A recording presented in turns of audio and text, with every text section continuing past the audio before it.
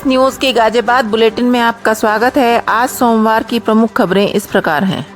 गांव भमेटा में डेयरी संचालक का प्राइवेट पार्ट काटा, भांजे ने किन्नर के चेलों पर लगाया आरोप। समाज कल्याण फेडरेशन ऑफ इंडिया ने प्रतिभाओं के अलंकरण में जुड़े 51 मोती। थाना ट्रोनिका सिटी पुलिस ने पटाखे बनाने की अवैध सामग्री व उपकरण सहित 2 अभियुक्त गिरफ्तार किए। राखी संधू बनी रालोद महिला प्रकोष्ठ की महानगर अध्यक्ष। न्यायाधीश ने दिए राष्ट्रीय लोक अदालत में अधिक से अधिक वादों के निस्तारण के आदेश। एमएलसी दिनेश कुमार गोयल ने विधान परिषद में उठाई गाजियाबाद नमो भारत ट्रेन और मेट्रो रेल रूट जुड़ने की मांग। विजयनगर जोन में अवैध अतिक्रमण हटाने की हुई बड़ी कार्यवाही, सम्राट चौक तक चला अभियान। बिना अनुमति निर्माण करने वालों पर जीडीए का कड़ा प्रहार, कई निर्माण किए ध्वस्त। राजस्थान समाज गाजियाबाद 1974 द्वारा 2 जरूरतमंद परिवार की लड़कियों का विवाह कराया गया।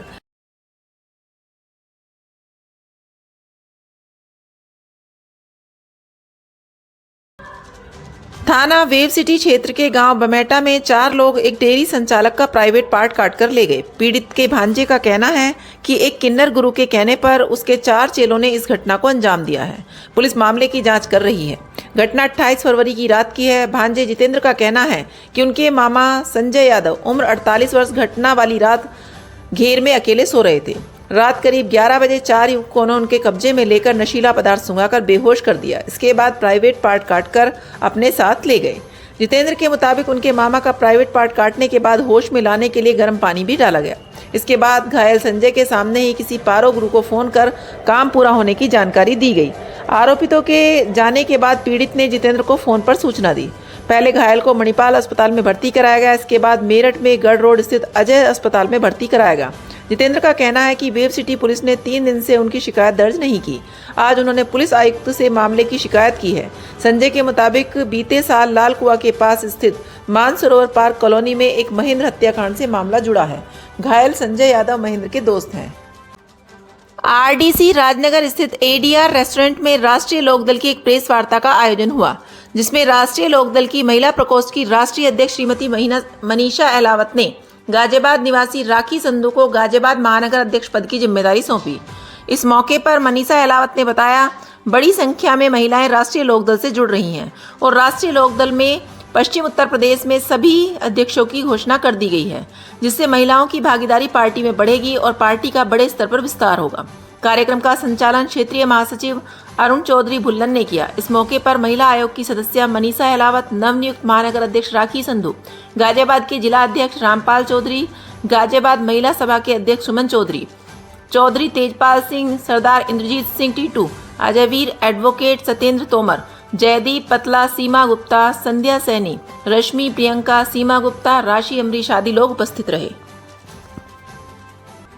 विधानसभा परिषद सदस्य दिनेश कुमार गोयल द्वारा विधान परिषद से उत्तर प्रदेश के गाजियाबाद से दिल्ली और नोएडा के लिए मेट्रो सेवाओं का उपयोग करने वाले हजारों दैनिक यात्रियों की समस्या उठाई, जिसमें कहा कि वैशाली मेट्रो स्टेशन का कार्य वर्ष 2011 से शुरू किया गया था और मोहन नगर और नोएडा 62 मेट्रो स्टेशन का कार्य मार्च 2019 में शुरू किया गया था, परंतु 6 वर्ष का समय व्यतीत होने के उपरांत इन 3 मेट्रो स्टेशन को जोड़ने का कार्य अभी तक नहीं हो पाया है, जिससे गाजियाबाद से राजीव चौक और दिल्ली के किसी अन्य हिस्से और नोएडा 62 और नोएडा और ग्रेटर नोएडा के अन्य सेक्टरों में यात्रा करने वाले हजारों दैनिक यात्रियों को बहुत ही असुविधा हो रही है।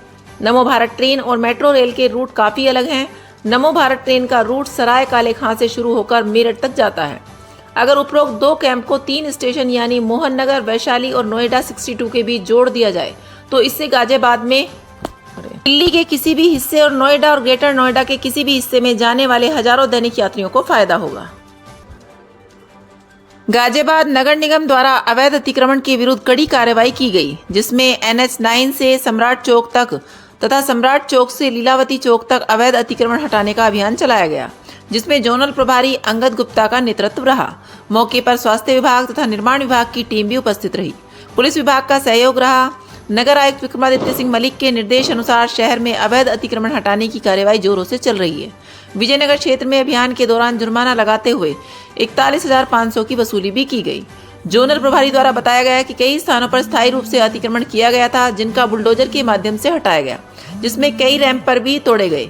मार्गों को खाली कराया गया तथा आवागमन को सरल बनाया गया। विजयनगर क्षेत्र में जोनल प्रभारी विशेष रूप से अवैध अतिक्रमण के विरुद्ध कड़ी कार्रवाई कर रहे हैं। जीडी उपाध्यक्ष के अवैध निर्माण के विरुद्ध कार्रवाई किए जाने के निर्देशों के क्रम में आज ग्राम मोर्टी के खसरा संख्या 600 से में अशोक जैन द्वारा लगभग 5000 वर्ग मीटर क्षेत्रफल पर पूर्व निर्मित मिट्टी की सड़क के दोनों तरफ अवैध प्लॉटिंग करके प्लॉटों की बाउंड्री वाल का कार्य श्रीनिवास द्वारा ग्राम अटोर के खसरा संख्या 332 पर लगभग 8000 मीटर क्षेत्रफल पर पूर्व निर्मित मिट्टी की सड़क के दोनों ओर अवैध प्लॉटिंग करने के लिए ईंटों की लाइनिंग लगाने का कार्य भी श्री विकास त्यागी श्री मुनिराज त्यागी द्वारा खसरा संख्या 333 ग्राम अटोर में लगभग 4600 वर्ग मीटर क्षेत्रफल में अनाधिकृत भू उप विभाजन करने हेतु सड़क के निर्माण के लिए मिट्टी डालने का कार्य किया जा रहा था। पुलिस व प्राधिकरण प्रवर्तन दस्ते की प्रभावी कार्यवाही के द्वारा उनके डंडे फटक पर भगा दिया गया।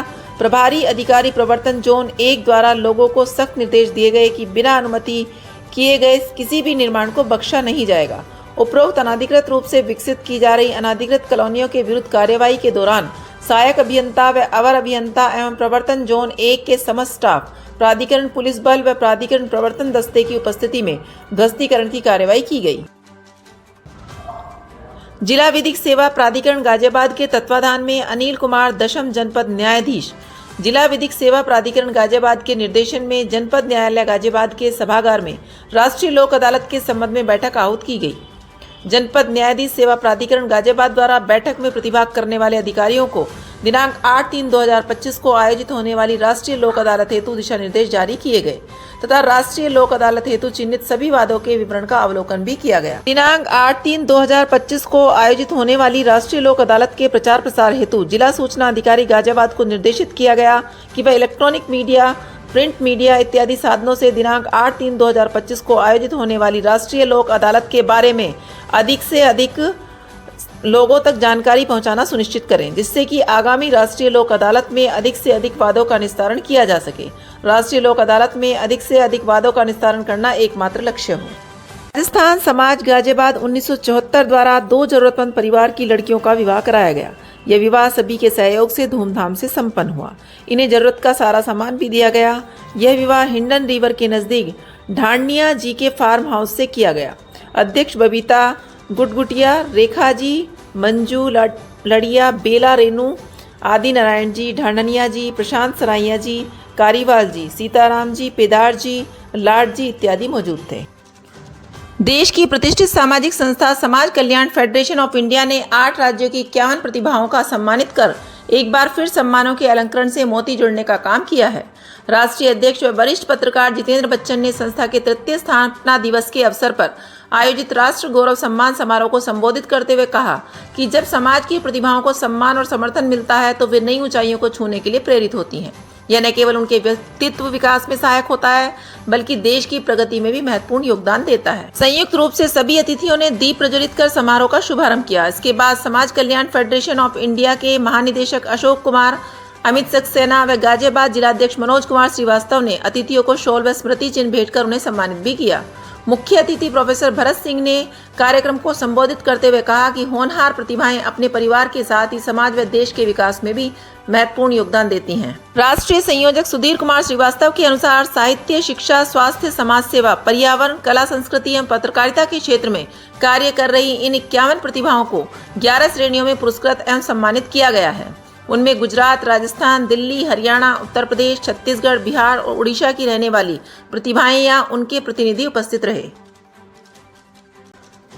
थाना ट्रोनिका सिटी पुलिस द्वारा मुखबिर की सूचना पर चौकी मंडोला क्षेत्रांतर्गत ग्राम नानू में एक बंद पड़े मैरिज हॉल में अवैध तरीके से मिश्रित आतिशबाजी पटाखों का निर्माण कार्य करने वाले अभियुक्त दीपक व सागर निवासी ग्राम नानू को गिरफ्तार किया गया। इनके कब्जे से पटाखे बनाने का मिश्रित पाउडर 20 किलोग्राम, 3 पंचिंग मशीन, 2000 पीस खाली नकली कागज, अर्धनिर्मित पटाखा 150 पीस, पैकिंग गत्ते 30 पीस, 1 बाल्टी प्लास्टिक फेविकोल आदि भरी सेलो टेप चिपकाने की मशीन 2 पीस बरामद हुई। उक्त बरामदगी के आधार पर थाना ट्रोनिका सिटी BNS-NB एक विस्फोटक अधिनियम 1884 एक्ट पंजीकृत किया गया। अभियुक्त गण ने पूछताछ करने पर बताया कि हम अपने मैरिज हॉल में पटाखे बनाने के उपकरण से अवैध रूप से पटाखे तैयार कर अलग अलग मार्कर लगाकर जगह जगह बेच देते हैं। जिससे हमें काफ़ी मुनाफा होता है। अवैध रूप से पटाखे बनाकर बेचने से प्राप्त मुनाफे से हम अपना खर्चा चलाते हैं। हमारे पास इसका कोई लाइसेंस भी नहीं है। नहीं है, कृपया लाइक और सब्सक्राइब अवश्य करें और हाँ, पहले आइकॉन अवश्य दबाएं ताकि आपको हमारी लेटेस्ट वीडियो का नोटिफिकेशन मिलता रहे। धन्यवाद।